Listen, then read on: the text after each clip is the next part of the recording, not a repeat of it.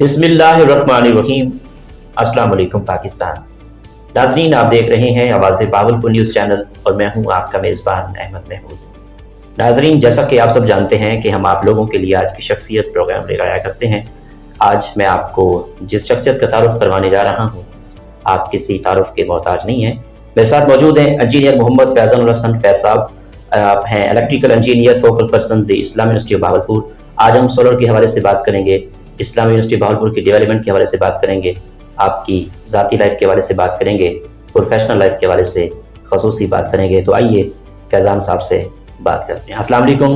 वालेकुम सलाम। कैसे हैं आप? जी अल्हम्दुलिल्लाह, खैरियत से। थैंक यू सो मच कीमती टाइम देने का। आज हमें जानने को मिलेगा कि सोलर पार्क इस्लामी यूनिवर्सिटी बावलपुर में क्या किरदार अदा कर रहा है। जी सर, मैं पहला सवाल पूछता हूँ कि दुनिया के अंदर जितने लोगों ने कामयाबी हासिल की है तालीम की वजह से की है, तो मैं ये पूछना चाहूँगा कि आपने अपनी इब्तदाई तालीम कहाँ से हासिल की, आपका तालीमी सिलसिला कैसा रहा? जी बहुत अच्छा आपका क्वेश्चन है कि स्टार्ट आपने ले लिया तालीम से। इसकी आपने जिस डगर पर चल पड़े हैं, हमें उसमें पस मंजर पता होना चाहिए कि कहाँ से वो बंदा यहाँ पे पहुंचा है। जी, जो मेरी इब्तदाई तालीम है वो मेरी इलेक्ट्रिकल इंजीनियरिंग इस्लामी यूनिवर्सिटी भावलपुर से ही है। और मेरा एक शौक था रिन्यूएबल की तरफ, इस तरफ जाने का कि बिजली सस्ती हो। अब हमको उस चीज का फायदा होना चाहिए, क्योंकि हम कोई भी काम कर रहे हैं, हम यहाँ आए हैं, एक इंजीनियर है, एक डॉक्टर है, वो उसको इंसानों के लिए काम करना चाहिए, उनकी बेटरमेंट के लिए। तो जिस वक्त मेरा प्लान बना था एफएससी के बाद इस तरफ जाने का, तो उस वक्त हमारे मुल्क में लोड शेडिंग काफी ज्यादा थी, बिजली काफी महंगी हो रही थी। सो मैंने उस वक्त से ही एक प्लान कर लिया था कि इस फील्ड की तरफ जाना है जहां पर मैं डिलीवर करके लोगों को भी हेल्प आउट कर सकता हूं। और उसमें as a institution Islami University of Bahawalpur ने बहुत ही बेहतरीन किरदार अदा किया, मेरे उस्ताद का बड़ा किरदार है इसमें। सो अब अल्हम्दुलिल्लाह उस इदारे की वजह से ही इस मकाम पे आपके सामने बैठे हैं, इंटरव्यू आपको दे रहे हैं। ठीक। सर, ये इंजीनियर बनने का शौक कैसे पैदा हुआ? आपको था या वालिद साहब ने कहा कि आपने इंजीनियर बनना है? हाँ, इसमें कहीं ना कहीं मेरा अपना शौक भी था, लेकिन आपने जो बात की वालिद साहब की तरफ से, उनकी तरफ से ज्यादा था। ये जो अभी मैं आपको बता के आया हूँ प्लान मैंने शिफ्ट किया, तो ये मेरे वालिद साहब की तरफ से ही था। मैं कहीं ना कहीं कंप्यूटर आईटी इंडस्ट्री को भी देख रहा था, क्योंकि मैंने बचपन से ही मेरे पास कंप्यूटर थे। अच्छा। जिस वक्त स्टूडेंट्स देख रहे होते हैं तो मैं बिल्कुल ही क्लास, आप ये देख लें 1-2 में मेरे पास कंप्यूटर्स वगैरह थे, और उस वक्त मैं उस पर गेम करता था। और मैंने अपनी क्लास 4 में 5 में अपनी पहली वेबसाइट भी डेवलप कर ली थी, तो मेरा इंटरेस्ट इस तरफ था। लेकिन जब वालिद साहब की तरफ से ये बात की गई कि बेटा ये है 4-5 ऑप्शन, जिसमें से मेरी तरफ से सजेशन ये है, तो मैंने वालिदैन के फैसले को अपने फैसले पे फोकस दी और मैं अल्हम्दुलिल्लाह सेटिस्फाई हूँ। ठीक था। ठीक। इस्लामी यूनिवर्सिटी भावलपुर सोलर पे चल पड़ी है, तो मैं ये पूछना चाहूंगा कि कितना % बिजली आप यूनिवर्सिटी पे प्रोवाइड कर रहे हैं और बाहर देने का भी इरादा रखते हैं भावलपुर शहर को? जी, इस तरह से जी इसका ये जो प्रोजेक्ट है ना, पहले इसकी बेस देख लेना बहुत जरूरी है कि ये प्रोजेक्ट 2008 का है। 2008 में जब बिलाल खान साहब वाइस चांसलर थे, तो उस वक्त उन्होंने एक इनिशिएटिव लेने की कोशिश की थी एडीबी के थ्रू। तो ये फिर विद द टाइम थोड़ा सा कुछ कॉम्प्लेक्सिटीज थी, डिले होते होते, तो ये क्रेडिट जाता है वाइस चांसलर साहब को, डॉक्टर महबूब साहब को, जिन्होंने आके इसको 2020 में 19 में इस पे वर्किंग स्टार्ट हमने की। 2020 में हम लोगों ने इस पे थोड़ा सा फास्ट रैपिडली अपनी जो फॉर्मेलिटीज थी उनको पूरा करके 2021 25 जनवरी को हमने इसका स्टेपिंग स्टोन रखा, इसको इफ्तिताह के लिए बुलाया, and then within record time of 6 to 7 months हम लोगों ने इसको इनॉग्रेट कर दिया। उसके बाद से इस्लामी यूनिवर्सिटी की टोटल कंजप्शन अपनी डे टाइम में सोलर पे शिफ्ट हो चुकी है। मतलब डे टाइम में सुबह 6-7 बजे से शाम के 4-5-6 बजे तक, जब तक दिन है, हम लोग वापदा से इंडिपेंडेंट है, खुद अपनी जनरेट करके इस्तेमाल कर रहे हैं। एक्सीलेंट, जबरदस्त। अच्छा, ये सोलर पार्क आजकल हर बंदा अपने घरों में लगा रहे हैं, ये मुझे बताइएगा कि क्या वो ठीक तरीके से लगा रहे हैं? क्या एक्सपर्ट से मशवरा करते हैं या जैसे प्लेट ली आके घर लगा दी? इस बारे में आप क्या कहेंगे एज एक्सपर्ट? देखिए जी, ये जो है प्रॉपर एक फील्ड है, ये सिर्फ लेके आके लगा देने का नाम नहीं है जी। इसकी बैक एंड इंजीनियरिंग है, जिसके अंदर इसकी डिजाइनिंग आती है, उसके एंगल्स हैं, टिल्टिंग, उसकी लोड कंजप्शन है कि देखना है, कैलकुलेट करेंगे आप कितना लोड चल रहा है। सपोज हम यहाँ बैठे हैं, इसको कितने इलेक्ट्रिकल इक्विपमेंट मौजूद हैं, हम उनकी रेटिंग देखेंगे, उनके पीक पे देखेंगे कितना वो एनर्जी कंज्यूम करती है, देन आफ्टर दैट हम एक सिस्टम डिजाइन करते हैं। वो जब आप एक पूरी कैलकुलेशंस के साथ, एक पूरी इंजीनियरिंग के साथ एक सिस्टम इंस्टॉल करवाएंगे, तो ऑब्वियसली वो सिस्टम आपका लॉन्ग रनिंग भी होगा, आपको जो कॉस्ट इफेक्टिव उससे फायदा चाहिए वो भी मिलेगा।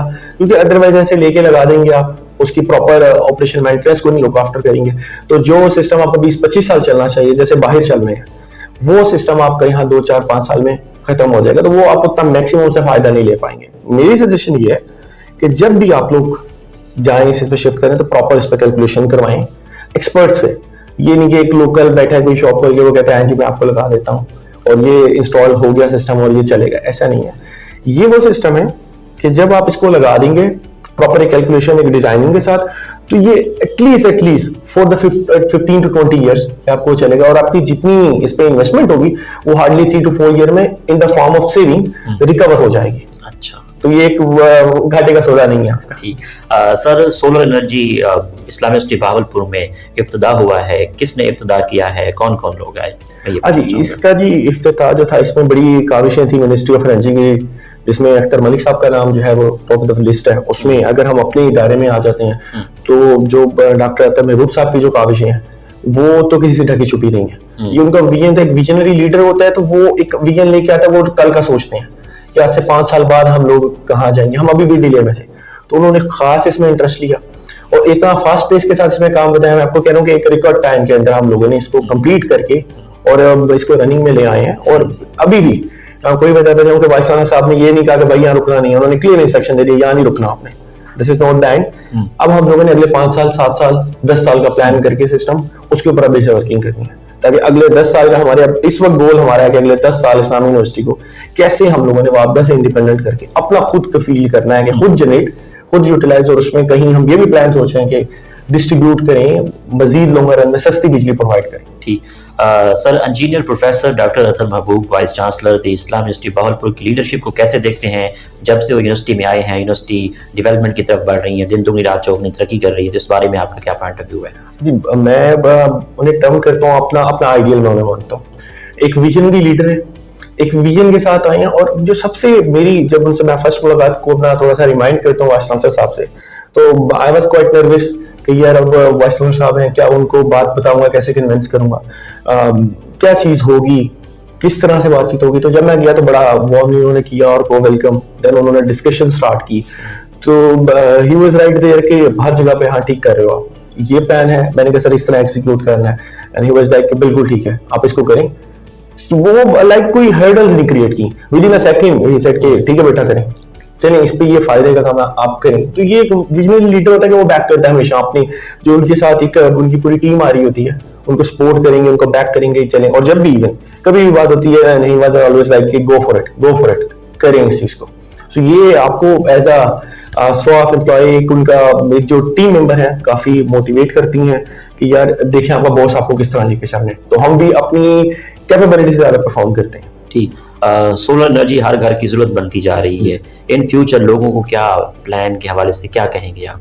देखिए ये नो डाउट हम अभी भी इस टाइम में 20 साल पीछे है, मैं कहता हूँ हम ज्यादा दूर नहीं जाते, अपने हम सारे इंडिया को देख लेते हैं कि वो भी हमसे तकरीबन 20-25 साल अभी भी आगे जा रहा है। जितना वहाँ एक छोटे छोटे कस्बे में छोटे छोटे घर के ऊपर सोलर इंस्टॉल्ड है, उनकी जनरेशन से अगर हम अपने यहाँ प्लांट की कंपैरिजन करें तो हम उनके कहीं भी करीब नहीं है। तो हम लोगों का थोड़ा सा स्पीड करनी होगी। जैसे वाइस चांसलर साहब ने अभी यहाँ स्पीड दिया कि इस वक्त ये प्लांट पाकिस्तान का सबसे बड़ा प्लांट है, 2.5 मेगावाट, ये एक इदारा ही है जी, उसने एक स्टेप लिया कि हमने इस पर जाना है। उनको सर को नजर आता रहा वाइस चांसलर साहब को कि फायदा है।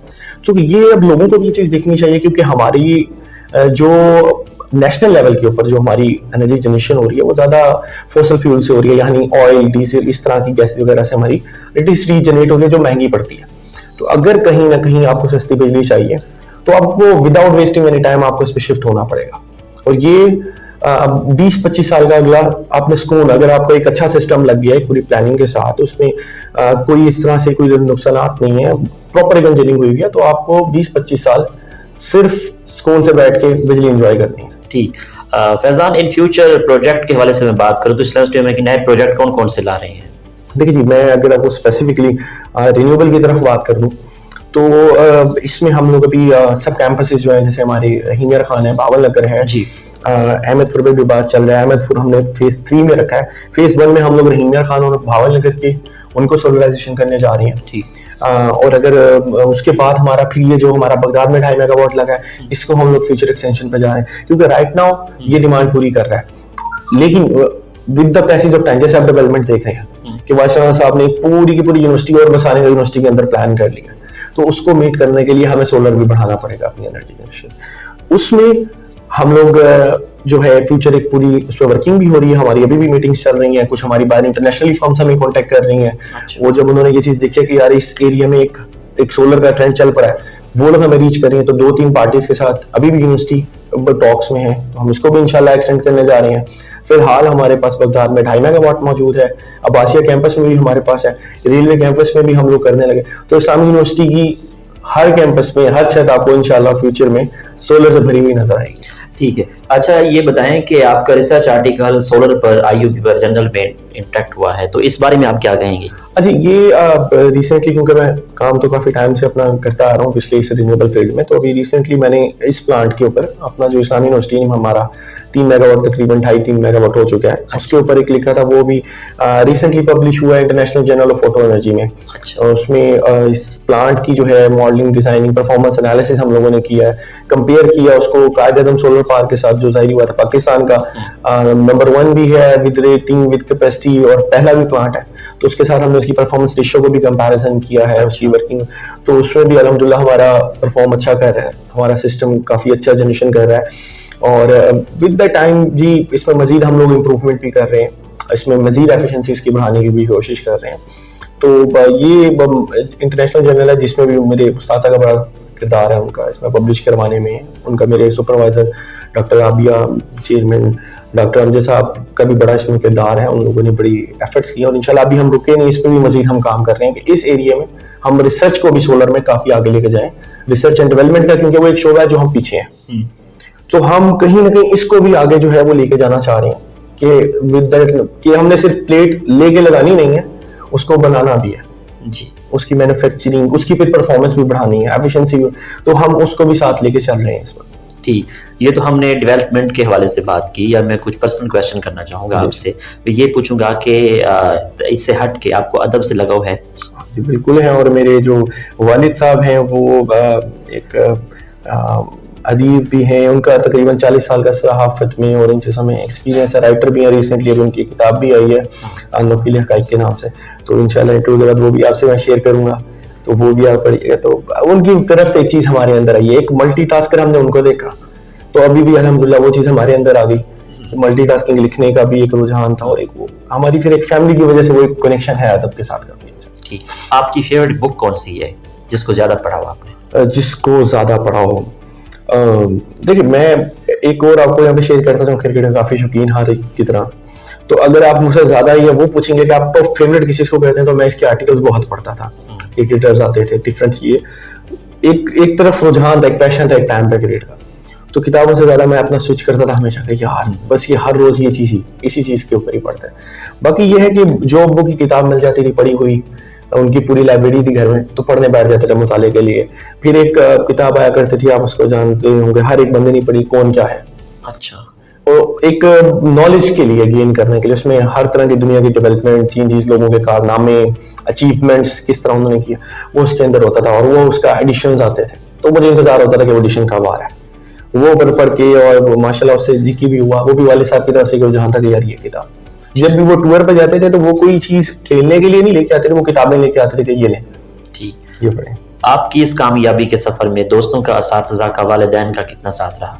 देखिए स्टार्ट तो वालिदैन से ही होता है आपका, कि आपको डायरेक्शन उन्होंने देनी है, आपको मोटिवेट उन्होंने करना है, एक ट्रैक पे उन्होंने डालना है, क्योंकि आपको नहीं पता, सारी बात, एक बच्चा उसको आगे रास्ता नहीं पता, तो आपको अगर आपको कहीं एक मोटिवेशनल, एक विजनरी पेरेंट्स मिल जाए ना, तो वो बड़ा किरदार अदा करते हैं आपकी एक डायरेक्शन सेट करने में।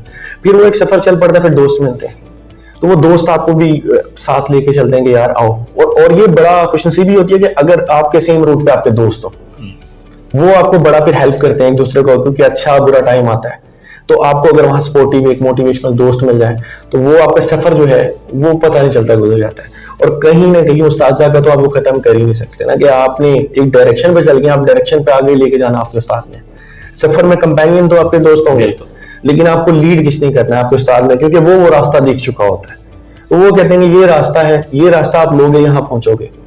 तो जो उस्ताद को फॉलो किया है और वो जहाँ पहुंचे आज, कहीं ना कहीं हमारे स्टार्ट से लेकर एंड तक उनका बिल्कुल इसमें किरदार है। हम कुछ भी नहीं है, मैं अपने आप को कुछ भी नहीं कहता, ये मेरे पेरेंट्स का, दोस्तों का, अपने उस्ताद का इस चीज में है कि हम यहाँ बैठे और आगे भी जो कामयाबी है जहाँ अल्लाह लेके जाता है उसमें यही इन्हीं लोगों का ही किरदार होगा। ठीक, आपकी नजर में कामयाबी क्या है? कामयाबी क्या है?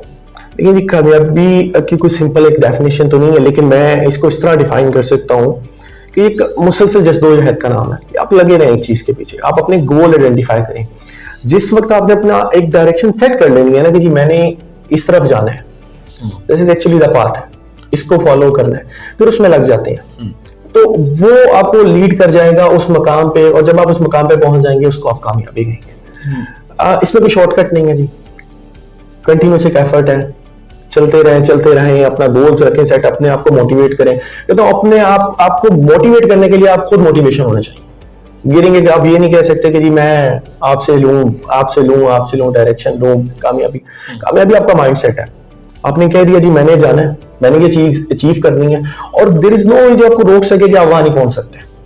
आपने सोच लिया कि भाई ये करना है मैंने, फिर एक शर्त यही है कि लग जाए पीछे। फिर आपने ये नहीं देखना कि यार ये हो नहीं पाएगा, ठीक, आपने कहा जी मैंने करना है और मैंने करना है, कोई नो नहीं है, तो फिर आप इंशाल्लाह उस मुकाम पे भी पहुंच जाते हैं। अल्लाह की मेहरबानी भी होती है, और जब पहुंच जाए आपको वो अल्लाह की तरफ से कामयाबी भी मिल जाती है, आप सक्सेसफुल भी हो जाते हैं उस चीज। ठीक, आपको टूरिज्म का कितना शौक है? पाकिस्तान के कौन कौन से शहर अच्छे लगते हैं? आपका फेवरेट शहर कौन सा है? टूरिज्म का जी बहुत शौक है। मैं कहता हूँ इसको एक आपकी मेंटल ये डाइट है, फूड है कि जिस तरह की रूटीन चल रही है, प्रेशर भी है लाइफ के अंदर, भाग दौड़ भी है कैरियर के लिए भी लोग, और डिप्रेशन भी एक लोगों के अंदर एग्जिस्ट करता है। आज का जो बहुत मसला भी स्टूडेंट्स के अंदर, प्रोफेशनल में, हर बंदे में आप भी बैठे हैं, तो ये डिप्रेशन से निकलने का एक सोर्स है। मेरा जब स्टूडेंट बिल्कुल बैचलर्स में था तो हम लोग 6 मंथ्स के अंदर एटलीस्ट एक प्लान रखते थे। अभी भी मैं कोशिश करता हूँ 3-4 महीने में एटलीस्ट डे ऑफ लूं और एक टूर पर जाऊं। वो नॉर्दर्न एरियाज हर किसी के पाकिस्तानी के फेवरेट है, और स्पेशली इस एरिया के अंदर जो मौजूद है उसके लिए तो वो फेवरेट एक स्पॉट है कि वहां पर जाना। वहां जाके और कुछ नहीं, सिर्फ सुकून, अपने आप को इस रूटीन से आप निकाल के लेके जाएं और वहां जाके बैठें, और वो अपने माइंड को अपने रिफ्रेश करती हैं आपको। और उसके बाद मैं कहता हूँ आपकी वर्क एफिशिएंसी डबल हो जाती है। आप एक रूटीन से डल होते जा रहे हैं, आप एक टूर करें और देन अगेन आप टॉप पे हैं और आप अपना पीक एफिशिएंसीज के साथ जो है वो परफॉर्म करते हैं। उसके अलावा आप एरियाज का पूछ रहे हैं, देखें नॉर्दर्न एरियाज में तकरीबन अपना कवर कर चुका हूँ। अभी बलोचिस्तान का मेरा प्लान है कि बलोचिस्तानी को प्रोविंस रह गए जिसको एक्सप्लोर भी मैं प्रॉपर्ली नहीं कर सका। अच्छा। बाकी जितने नॉर्दर्न एरियाज हो चुके हैं वो देख चुका हूँ। और फेवरेट में बात करें, फेवरेट इस्लामाबाद है मेरा, ठीक है, कैपिटल भी है, और वो मैं तो कहता हूँ उसको, जो भावलपुर जो है वो बेसिकली एक मिनी इस्लामाबाद की है। लोगों के हिसाब से भी एक सुकून भी है भावलपुर में। आप देखें एक सुकून मिलता है, आप रात में निकलें माइंड को रिफ्रेश करने के लिए, कोई आपने थॉट लेनी है तो मेरी है, मैं रात को लेट निकल जाता हूँ भाई, कोई डिस्कशन अपने साथ खुद बारी होता है यार अच्छा ये करते हैं। सो इस्लामाबाद को आप top of the list rank कर सकते हैं। ठीक, खानों में क्या क्या पसंद है? फेवरेट डिश कौन सी है? खानों में कौन से खानों में जी मुझे बिरयानी पसंद है, हर पाकिस्तानी को पसंद है। उसके अलावा बोनलेस चिकन, हांडी, कढ़ाई वगैरह, और चाइनीज हो गए, लेकिन top of the list biryani को ही रखूंगा। इन फ्यूचर क्या प्लान्स हैं आपके? इन फ्यूचर जो है जी अभी जिस तरह बताया आपको, रिसर्च के साथ भी शौक है कि मैं रिसर्च करना चाह रहा हूँ आर्टिकल्स में।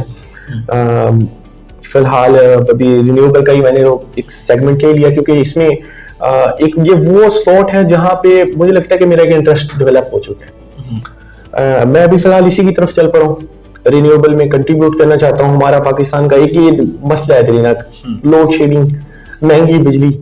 तो मैं कहीं ना कहीं कहता हूँ कि अगर मैं इसमें कुछ थोड़ा सा कंट्रीब्यूट कर गया तो ये मेरी सक्सेसफुल कैरियर एक होगा कि बस मैंने कुछ पाकिस्तानियों के लिए, अपने मुल्क के लिए कुछ कंट्रीब्यूट कर दिया है। उसी चीज में हम लोगों ने इसको बेसिक से स्टार्ट किया है, अब रिसर्च भी कर रहा हूँ, और वालिदैन की दुआएं साथ रही इंशाल्लाह जी। आगे भी इस चीज के अंदर कोई ऐसी कंट्रीब्यूशन हम करना चाह रहे हैं कि हर घर में बिजली हो।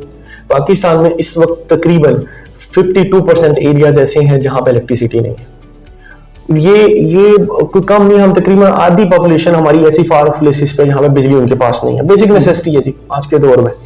आपकी इंडस्ट्रीज से चलिए सपोज करें, अगर वहां पे आधी भी 25% को भी आपने पहुंचा दी तो आपकी मुल्क की इकोनॉमी भी बूस्ट होगी। और जिस चीज पे मैं काम कर रहा हूँ इसके लिए कोई खर्चा नहीं है कि आपको पूरे नेटवर्क लेके वहां नहीं जाने, दूर से डिस्ट्रीब्यूशन ट्रांसमिशन लाइन लेके जानी। आपने जाना है उन एरियाज को आइडेंटिफाई करना है, वहां पे अपने रूरल उन एरियाज को, क्योंकि इसके ऊपर भी मेरा इस वक्त रिसर्च का काम चल रहा है कि जो फार ऑफ प्लेसेस हैं, जैसे हम पीछे गाँव चले जाए, आप चोरिस्तान की बात कर लें, बिजली ले जाना वहाँ पे आसान काम नहीं है, क्योंकि 25 किलोमीटर के बाद हमारी इलेक्ट्रिसिटी कॉस्ट बहुत ज्यादा हो जाती है।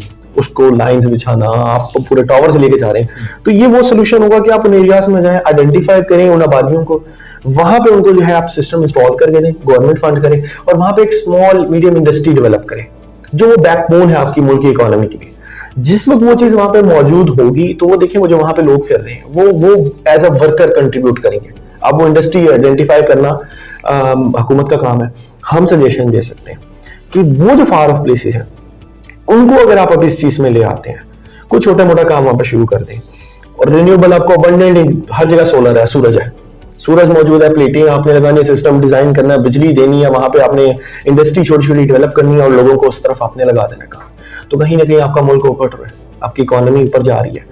तो ये हमारे कुछ प्लान्स भी हैं, और अल्लाह करे कि हम लोगों को अपने वाइस चांसलर जैसे लीडर ही मिलते रहे आगे भी, क्योंकि मेरी तो गुड लक है कि जो काम लेके जा रहे हैं वो काम अल्हम्दुलिल्लाह होता है। ठीक कहते हैं जी चलें, और ऐसे आगे मिलते रहेंगे तो इंशाल्लाह उम्मीद है कि कहीं ना कहीं हम कंट्रीब्यूट कर जाएंगे। ठीक। फैजान, शादी कर लिया आपने? नहीं जी। कब करने का इरादा रखते हैं? कब करने का प्लान? देखिए जी, अभी अब कुछ गोल्स हैं, कुछ चीजें पेंडिंग है जो अपनी टिक लिस्ट रखी हुई हैं कि यार ये करना है, ये करना है, वो जैसे जैसे होती जाएंगी फिर, क्योंकि मैं अभी फुल उस चीज पे लग चुका हूँ, गोल मेरे ओरिएंटेड हमेशा से ऐसा ना हो कि शॉर्ट टर्म लॉन्ग टर्म अपने गोल्स रखता हूँ। अच्छा। जैसे जैसे वो गोल्स होते जाते हैं तो आगे चलता रहता हूँ, और मैं वो बंदा हूँ जो बड़ा पैशनेट रहता हूँ। जब तक मेरे गोल ना मैं सोता नहीं हूँ, मुझे नींद कई दफा नहीं आती, मैं रहता हूँ कि यार आज मैंने ये काम करना था, क्यों नहीं हुआ। तो वो गोल्स आपको सोने नहीं देते। ड्रीम्स कहते हैं कि वो नहीं होते जो आपको रात को सोने के बाद होते, वो होते हैं जो आपको असल में सोने नहीं देते। तो ये कुछ ऐसी 2-4 चीजें पेंडिंग पड़ी हैं, वो हो जाएंगी तो फिर वो पेरेंट्स को कह देंगे हमारे हाथ खड़े हैं, अब आप देख लें क्या करते हैं। पाकिस्तान के मौजूदा तालीमी निज़ाम के बारे में क्या कहेंगे?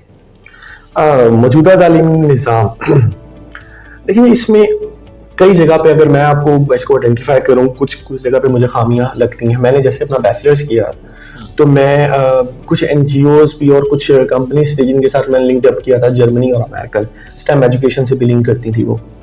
कुछ मैंने उनके साथ प्रोजेक्ट्स किए थे छोटे मोटे, और उसमें मैंने 2 चीजें आइडेंटिफाई की थी जिसमें हम बड़ा लैक कर रहे हैं। हम लोगों को कहीं ना कहीं एक किताबी कीड़ा बना दिया गया है सिस्टम को हमारे, कि यार ये बुक पढ़ेंगे आप, ये जो लाइन लिखी हुई है ये पढ़ लेंगे, ये लिख देंगे पेपर में तो आप पास हो जाएंगे। अब इसमें आप क्या कर रहे हैं, आप एक स्टूडेंट की क्रिएटिव थिंकिंग को खत्म कर रहे हैं। वो अगर किताब आपने लिखी है तो मैं आपका जो आपने लिख दिया मुझे वो अल्फाज लिखने हैं, मैं उसमें अपनी मैं होना ये चाहिए, मैं वो लाइन पढ़ूं और मैं एक लाइन जनरेट करूं एक तो अपने सोच के मुताबिक कि आपका ये मकसद था, और वो लिखूं और उस चीज को अप्रिशिएट किया। ये बहुत बड़ी खामी नजर आई। और दूसरी बात कि जी वो जो स्टेम एजुकेशन के कुछ प्रोजेक्ट्स थे तो वो मैंने काफी इंटरेस्ट से किए थे, सिर्फ सीखने के लिए कि आखिर एक जो डिफरेंस आ रहा है वो कहाँ। उसमें मैंने ये चीज देखी थी कि मैंने डिफरेंट सिटीज में विजिट किया था, लाहौर के अंदर, इस्लामाबाद में, फैसलाबाद में, तो वहां वो प्रोजेक्ट एग्जीक्यूट लोग करना चाह रहे थे।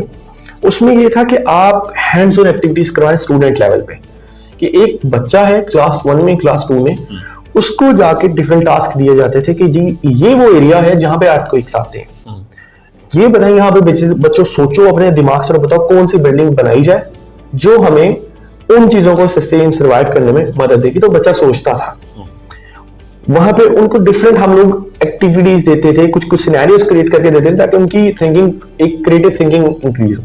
जब ये चीज है कि बच्चा सोचेगा आउट ऑफ द बॉक्स, तब वो कुछ चीज क्रिएटिव कर पाएगा ना। अगर आपने किताबी कीड़ा ही बनाना है तो मेरा ख्याल है कि वो बच्चा भी वही पढ़ेगा, वो आगे पढ़ाएगा भी वो। अगर आप कुछ एक रिसर्च अपने मुल्क को आगे लेके जाना चाह रहे हैं तो आपको सबसे पहले ये ट्रेंड चेंज करना पड़ेगा कि किताबों से निकलो, पढ़ो सही, नॉलेज लो, लेकिन बाउंड ना हो सिर्फ ये रह जाओ कि यही आपने डेफिनेशन ही लिखनी है। जिस वक्त आपका एजुकेशन सिस्टम इस तरह शिफ्ट करेगा, यहाँ पे अच्छे अच्छे रिसर्चर्स भी निकलने हैं जिनका दुनिया में ना, आप खुद ऐसी चीजें इन्वेंट करना शुरू कर देंगे कि जो अभी आप बाहर देख के कहते हैं कि वाओ उस कंट्री ने वो कर दिया, वो कर दिया। ये छोटा सा शिफ्ट करना है आपने कि स्टेम एजुकेशन की तरफ चल पड़े। ठीक। आपकी आइडियल पर्सनैलिटी कौन है? आइडियल पर्सनैलिटी, देखिए जी आइडियल पर्सनैलिटी में 2-4 लोगों को मैं फॉलो करता हूँ। अगर मैं लोकली अपने अगर घर से शुरू करूँ, अपने फादर, फिर अपने मेरे ताया जान डॉक्टर फैजुल हसन नसीम साहब, उनको प्राइड परफॉर्मेंस है वो भी, उनसे नाम भी मेरा कुछ मिलता जुलता है, और कहीं ना कहीं उनसे मैंने सीखा है कि कैसे मुश्किल हालात में सरवाइव करके आपने गोल अचीव करने हैं। जब आपके वो लोग ये कह रहे हैं तुम नहीं गिर सकते, तो वो चीज़ कैसे आपने अचीव करनी।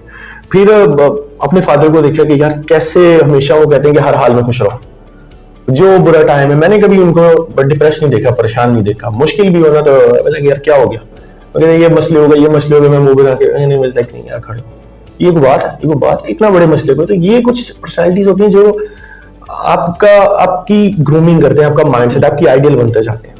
फिर मैं अगर अपने प्रोफेशनली यहाँ आता हूँ, कैरियर को लेके चलता हूँ, जितना मेरा पीछे प्रोफेशनल कैरियर आया उसमें मैं डॉक्टर अतर महबूब साहब को रैंक करता हूँ पर टॉप पे। रीजन ये है कि सच एन अमेजिंग लीडर, कि दिल खुश होता है काम करने का। लेकिन एक बंदा होता है वो वर्क कर रहा है, और अगर उसको और कुछ नहीं, एक थपकी भी मिल जाए ना, तो वो कहता है कि यार ठीक है, बॉस की तरफ से बड़ा खुश, तो उनको मैं रैंक करता हूँ। फिर आप ऊपर जाते हैं तो मैं डॉक्टर जी कदीर साहब का बड़ा फैन था, उनकी कंट्रीब्यूशन का, उनको मैंने काफी स्टडी किया है।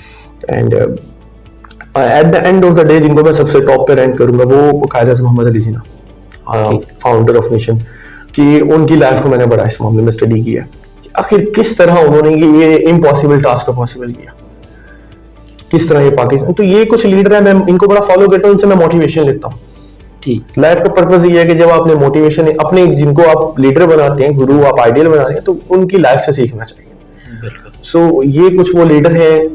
फिर अगर आपने अपनी लाइफ के बारे में आ रहे हैं कि इंसान को लाइफ में किसी को रोल मॉडल, तो वो हमारे प्यारे नबी हज़रत मोहम्मद सल्लल्लाहु अलैहि वसल्लम है, जिनको लेके आपने लाइफ अपनी गुजारनी है, इनका उसने हमारे पास पड़ा है। ये कुछ मेरी जिंदगी में है जिनसे मैं सीख रहा हूँ। ठीक, आखिर में सुनने वालों को, देखने वालों को, अवाम को क्या पैगाम है आपका एज एन इंजीनियर? देखिए जी, एज एन इंजीनियर तो ये है कि अपने आप मुल्क के लिए कंट्रीब्यूट करें। आप जितना हो सकता है अपने छोटे छोटे जगह के ऊपर आप अपना रिन्यूएबल सिस्टम अगर कोई कर रहा है तो अपने सोलर सिस्टम्स इंस्टॉल करें अपने घर पे। उससे ये होगा कि हमारे नेशनल ग्रिड पे जो एक लोड है वो जरा किसी हद तक कम होगा, जो महंगी बिजली बन रही है वो कम होगा, हमें इकोनॉमिकली भी मुल्क को भी फायदा होगा। और बिजली सेविंग करें। ये जो हम फजूल में लाइट्स वगैरह हम चला देते हैं, छोड़ के चले जाते हैं, हम कहते हैं यार कोई नहीं, कुछ लोग अफोर्ड भी कर लेते हैं, लेकिन आप ये सोचेंगे जो आप सेविंग करेंगे इन टर्म्स ऑफ इलेक्ट्रिसिटी वो उन लोगों को मिलेगी जिन लोगों को शायद इसकी बहुत जरूरत है। सो मेरा तो यही पैगाम है कि सेव करें एनर्जी, मुल्क भी आपका ग्रीनर होगा, मुल्क आपका तरक्की भी करेगा, और इसी तरह ही हम आगे बढ़ते जाएंगे। ठीक Faizan, thank you very much बात करने का, बहुत शुक्रिया। Thank you. जी तो नाज़रीन, आपने आज की शख्सियत प्रोग्राम सुना। इंजीनियर मोहम्मद फैज़ल हुसैन फैज़ से बात कर रहे थे, तो हमने डेवलपमेंट के हवाले से बात की, आपकी ज़ाती लाइफ के हवाले से बात की। एक नए प्रोग्राम में मुलाकात होगी, तब तक अल्लाह हाफिज़, अल्लाह निगहबान, पाकिस्तान जिंदाबाद।